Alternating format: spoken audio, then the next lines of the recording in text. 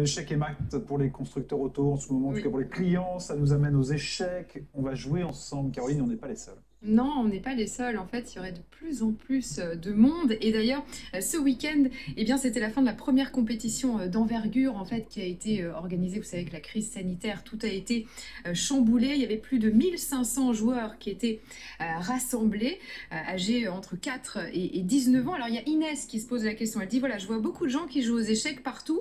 Qu'est-ce qui a relancé ce sport auprès des jeunes? Eh bien, nous sommes en ligne avec Éloi Relange. Vous êtes président de la Fédération française d'échecs. Alors, on a peut-être une petite idée, on a regardé une série assez connue qui justement parlait d'échecs, le jeu de la dame, hein, pour ne pas la citer. Est-ce que ça a marché? Est-ce que ça a donné envie à des joueurs de s'inscrire?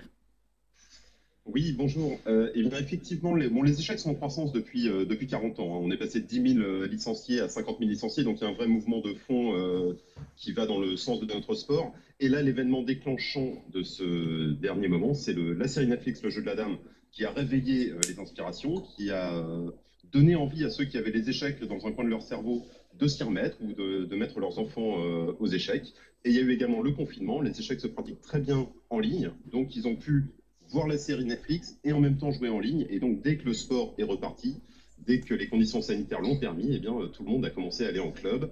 Et on va faire vraisemblablement sur la saison 2021-2022 une très très grosse année en termes de nombre de licenciés et de compétiteurs. Alors justement, il y en a combien en plus? Quel est le profil de ces personnes qui s'inscrivent? Il n'y a pas de catégorie socio-professionnelle particulièrement représentée dans les échecs. Donc on est un sport qui est populaire par excellence. 25 millions de personnes connaissent les règles, 5 millions de pratiquants.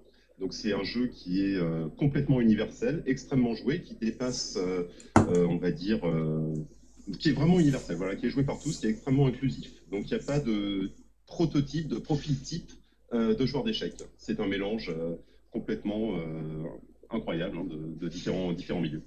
Et alors vous parliez du confinement, la pratique en ligne par exemple des échecs, ça aussi ça marche?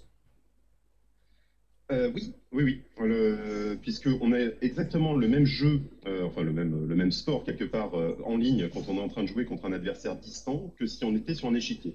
Donc le petit point faible, c'est que l'aspect social n'est pas présent. Et pour nous, c'est un énorme enjeu justement de permettre aux gens de se rencontrer, d'échanger, de discuter par-delà notre discipline même. Donc c'est quelque chose qu'on perd sur le en ligne.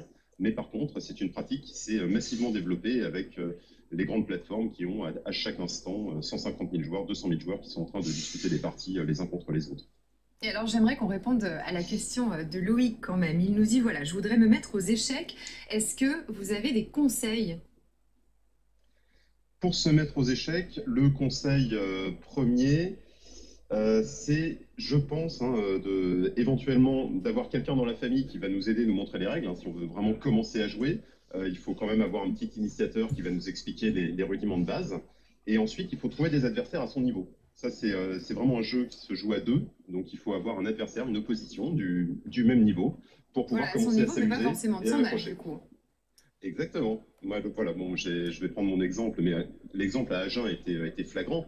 On a eu à ce championnat de France jeune des petits-enfants de 5-6 ans qui battent déjà leurs parents et bataillent entre eux à des niveaux qui sont tout à fait géniaux, quelque part, pour cet âge, hein.